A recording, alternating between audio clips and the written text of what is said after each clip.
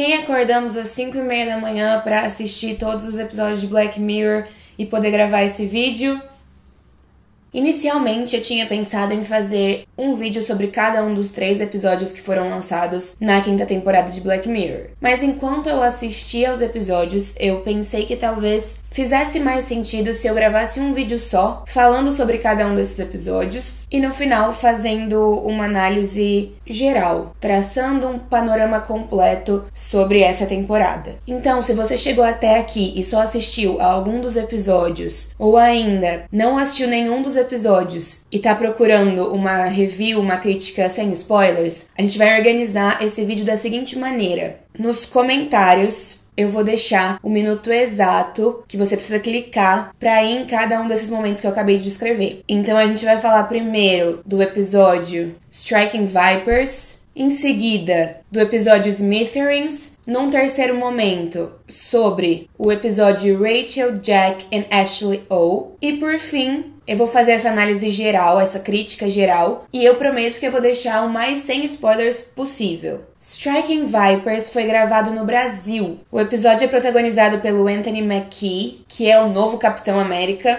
do universo Marvel. E aqui ele interpreta o Danny, que é um moço de 38 anos, casado, tem um filho, e ele ganha de presente de um amigo bem antigo da época da faculdade, no seu aniversário, um jogo de videogame última geração, de realidade virtual. Então, pra jogar esse jogo, você coloca um sensorzinho aqui e ele te transporta mentalmente pro cenário do jogo. Só que as sensações são todas muito reais. Você não sai do seu sofá, da frente da sua televisão, mas você sente como se estivesse nesse cenário. Você sente absolutamente tudo, todos os movimentos. É um jogo de luta, então se alguém te bate, você também sente como se fosse real, enfim. E aí você pode jogar esse jogo, a partida desse jogo, com outra pessoa, mesmo que vocês não estejam no mesmo lugar. E ele começa a jogar com esse amigo dele, com o Carl, que presenteou ele com o jogo. Só que ao invés de jogar, eles começam a se pegar no cenário do jogo. O personagem do Danny no jogo é homem e o personagem do Carl no jogo é uma mulher, fisicamente. Mas a personalidade,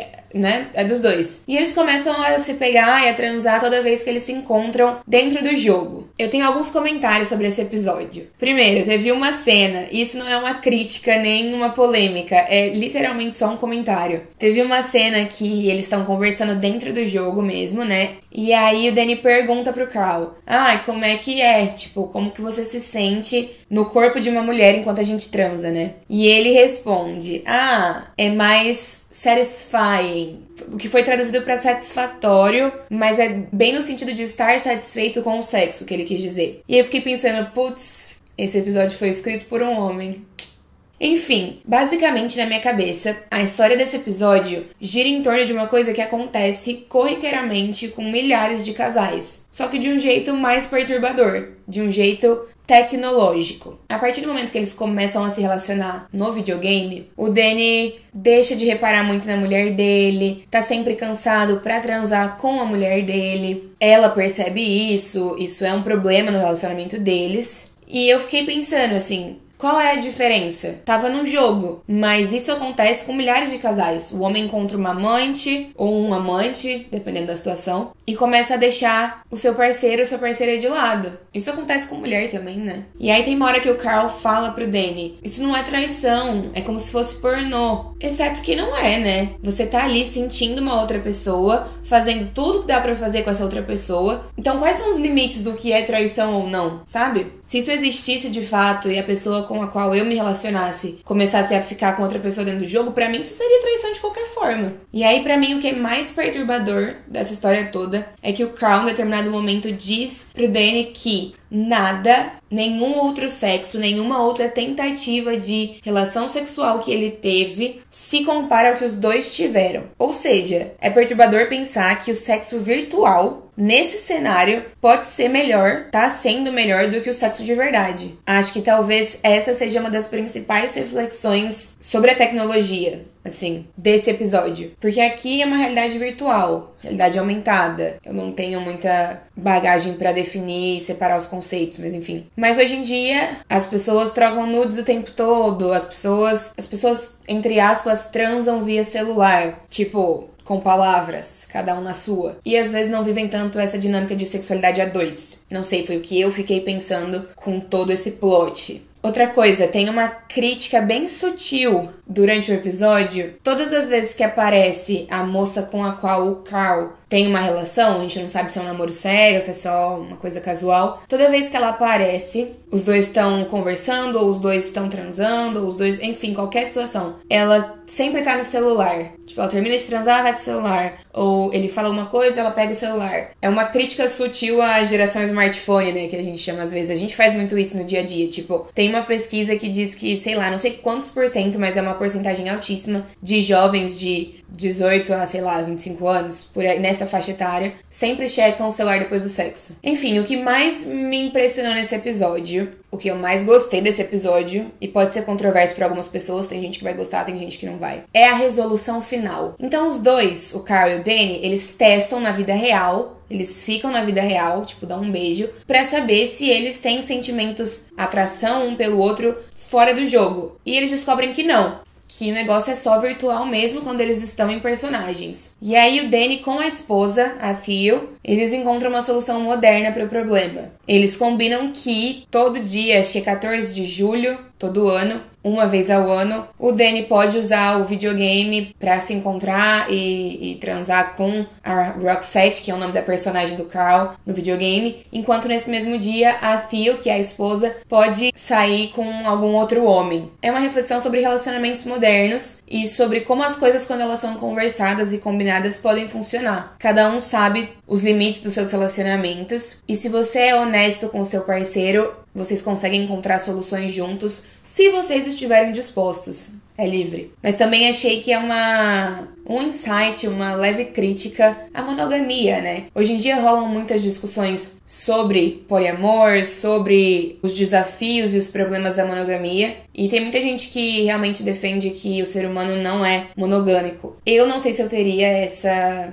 maturidade, não sei nem se essa é a palavra, tipo, eu não sei se eu teria condições de lidar com um relacionamento que não fosse monogâmico, mas é por isso que somos todos diferentes. O episódio número 2 se chama Smithereens e gira em torno de um motorista de aplicativo, quase como um Uber, que tá em busca de algum tipo de vingança. Não sei se vingança é a palavra adequada pra descrever isso, eu acredito que não. Mas pra explicar inicialmente talvez funcione. Contra uma empresa chamada Smithereens, que é uma empresa de redes sociais. Então eles são donos de uma rede social, de um aplicativo de rede social. Como se fosse o Instagram, o Facebook, enfim. E aí, esse motorista, sempre que ele tá trabalhando, ele fica na frente dessa empresa tentando aceitar corridas de pessoas que trabalhem nessa empresa. Ele quer encontrar uma pessoa que trabalhe nessa empresa. Uma pessoa que seja importante, tenha um cargo alto. Logo no começo do episódio, a gente tem um plot de um grupo de apoio que esse nosso protagonista está. O nome dele é Christopher. E tem uma outra mulher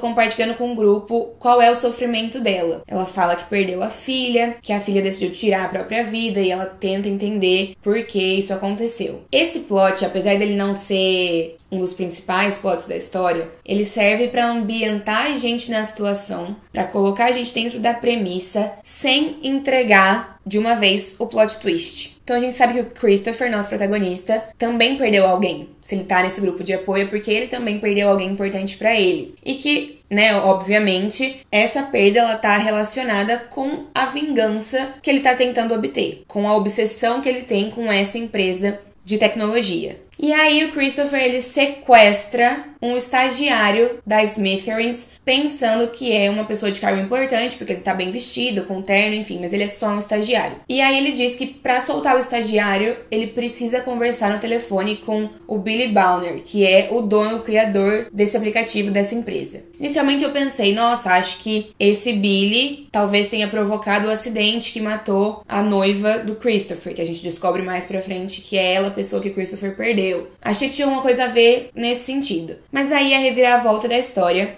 acontece no momento que a gente fica sabendo que, na verdade, a noiva do Christopher morreu num acidente de carro em que ele estava dirigindo quando um motorista bêbado acertou o carro deles. Mas o Christopher se culpa porque na hora em que o acidente aconteceu, ele tava acessando a rede social dele no aplicativo. E aí ele liga pra falar com o Billy, que é o dono da empresa, pra dizer, olha, eu sei que vocês criam essas tecnologias pra viciar a gente, pra fazer com que a gente não consiga se desconectar, então isso é culpa minha, mas é culpa de vocês também. Isso gera algumas reflexões sobre o nosso vício no celular, sobre o quanto a gente tá dirigindo e tá mexendo no celular, tá conversando com outra pessoa e tá mexendo no celular, tá atravessando a rua, tá mexendo no celular. E como isso pode acabar causando acidentes gravíssimos envolvendo a gente e outras pessoas. Entretanto, eu achei essa justificativa, essa motivação, a gente chama isso no audiovisual de motivação do personagem, do protagonista. Qual é a coisa que move esse nosso protagonista a fazer as coisas que ele faz? E eu achei essa motivação fraca. Não o fato dele ter perdido alguém, mas eu tô culpando essa empresa, eu quero vingança dessa empresa, eu quero entrar em contato com o dono dessa empresa porque eu me envolvi num acidente de carro, porque eu decidi checar o meu celular. Porque, na minha opinião, ainda que sim,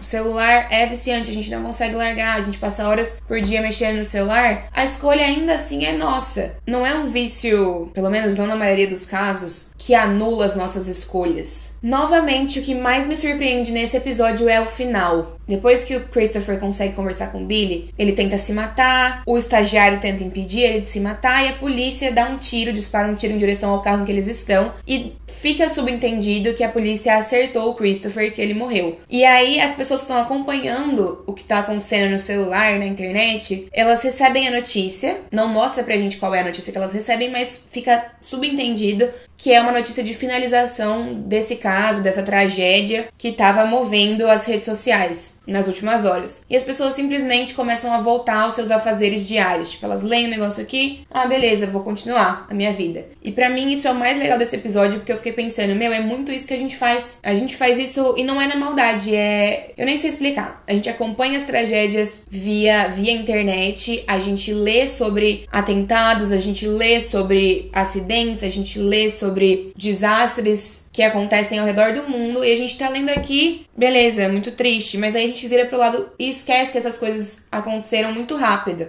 E a música que finaliza o episódio é aquela música que fala I love you, baby, I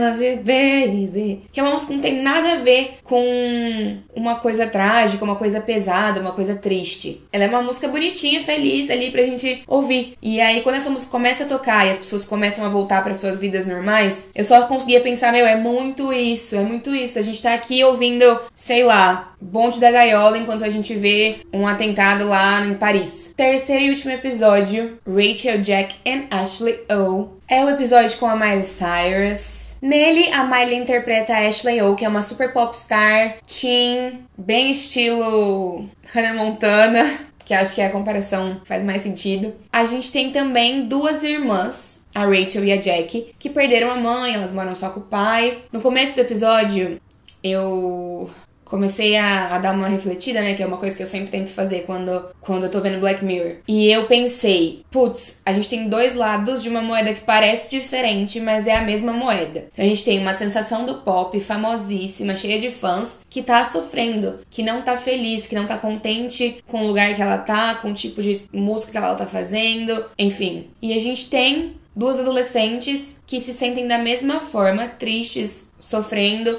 mas por não serem conhecidas, por não terem muitos amigos, por serem quase invisíveis. Enfim, nesse episódio, a personagem da Miley, a Ashley O, ela quer se desvencilhar da tia dela, que é a empresária dela, porque elas estão tendo divergências criativas e porque a tia dela é uma louca que tenta drogar ela e explorar o trabalho dela, enfim. E a tia dela acaba conseguindo colocar ela em coma. Pra mim, tudo isso pareceu um pouquinho surreal, assim, fácil desse jeito. Mas tudo bem. E aí, o que a gente tem de elementos de tecnologia, na minha cabeça, foi o mais legal dos 3 episódios nesse sentido. A gente tem ídolos que conseguem conversar com os fãs, já que uma das principais premissas do episódio é a criação de uma boneca que simula exatamente a personalidade da cantora. A gente tem concertos em hologramas, que seria muito, muito legal, porque quando a personagem da Miley entra em coma, a tia dela cria um holograma pra continuar fazendo shows dela. E aí ela diz, imaginem que com esse holograma a gente conseguia fazer uma turnê nacional em várias cidades ao mesmo tempo, no mesmo dia. E uma outra coisa é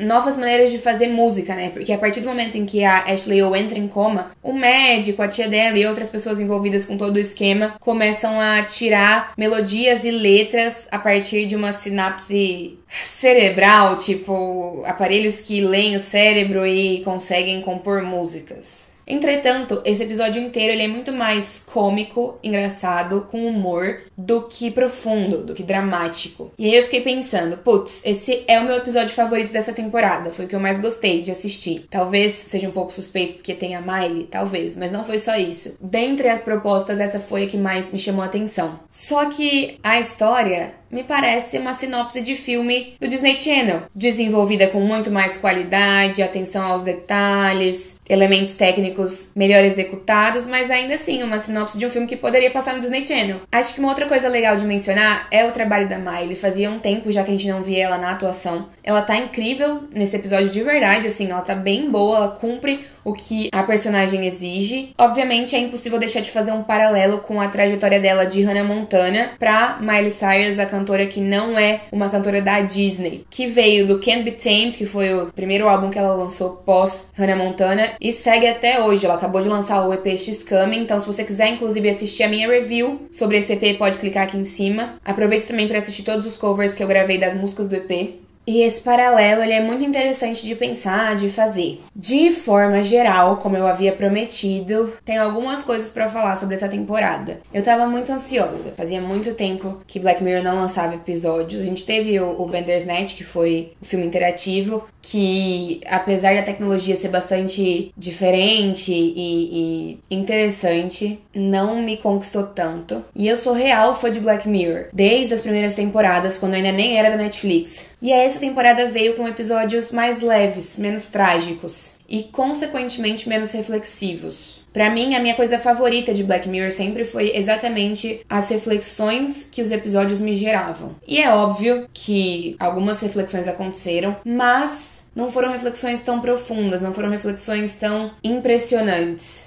Eu sempre costumo refletir sobre a tecnologia e como a tecnologia pode influenciar o nosso futuro quando eu tô assistindo Black Mirror, porque essa é a premissa principal da série. Pensando mesmo como que seriam as nossas vidas se algumas tecnologias fossem desenvolvidas num futuro próximo. Como isso mudaria a nossa sociedade. Só que as histórias desses episódios, elas foram muito mais palpáveis, muito mais possíveis. O segundo episódio, por exemplo, teve pouco de tecnologia, realmente influenciando o jeito que a sociedade lida com a rotina, com o dia a dia, com as emoções, enfim. E aí o primeiro episódio, apesar da tecnologia ela ser sobre realidade virtual relacionada a videogames, não fugiu muito do que ela costuma ser, porque são situações que, tirando a tecnologia, elas acontecem à torta e à direito. E o último episódio, que é o que mais tinha tecnologia, ele até gerou algumas reflexões sobre fama e também sobre o quanto às vezes a gente deixa de fazer amigos de verdade, de viver coisas de verdade, pra focar em coisas que a gente assiste no YouTube, assiste na internet, ou até jogos e brincadeiras que a gente tem, como a boneca que a Rachel, a personagem Rachel, ganha no episódio. Só que essas reflexões que aparecem de leve, elas são um pouco menos profundas, menores, menos trágicas, menos impactantes, como eu disse. E aí isso pra mim fez com que eu visse essa como a pior temporada de Black Mirror até agora. Talvez as pessoas discordem disso, talvez tenha sido uma opinião só minha, e acho que tá tudo bem. Vocês podem inclusive escrever aqui nos comentários se vocês gostaram dessa temporada ou se vocês concordam comigo. Mas enquanto eu assistia, eu ficava com aquela expectativa, esperando episódios que fossem me deixar tão chocada, tão com a cabeça explodindo, quanto alguns episódios de Black Mirror já me deixaram, assim, como White Bear, ou Black Museum, ou até mesmo San Junipero e Hang the DJ, que são dois episódios que são mais leves, mas que eu amo de paixão. I'll Be Right Back,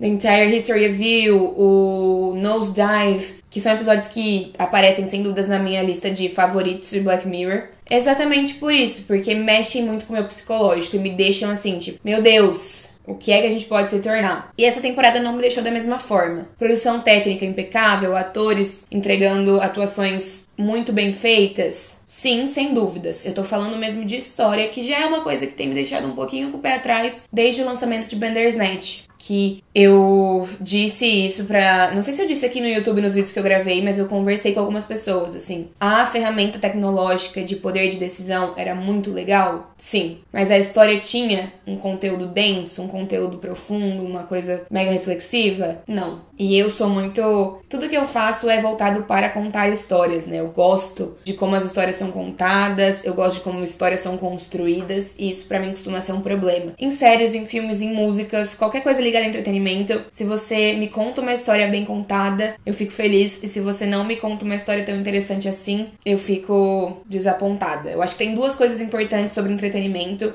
e principalmente sobre audiovisual. A história que você tá contando e como você conta essa história. E essas duas coisas precisam caminhar juntas. Talvez não seja tão ruim assim ver Black Mirror entregando episódios mais leves. Talvez seja uma forma de provar que a série consegue prever cenários mais positivos para nossa sociedade tecnológica. Mas, infelizmente, eu acabei me decepcionando um pouco com o que foi entregue. Talvez, como eu disse, tenha sido só eu. Talvez algumas outras pessoas amaram e, enfim. Mas eu tava esperando por esses episódios há muito tempo e eu achei que eles fossem ser um pouco diferentes do que eles foram. Mas tudo bem. Estamos aqui, estaremos aqui para continuar assistindo os próximos episódios que forem lançados também. Se você gostou desse vídeo, clique em gostei, se inscreve no canal. Não esquece de comentar no vídeo me contando qual foi o episódio que você mais gostou e por quê. E muito obrigada por ter chegado até aqui. Beijo e tchau!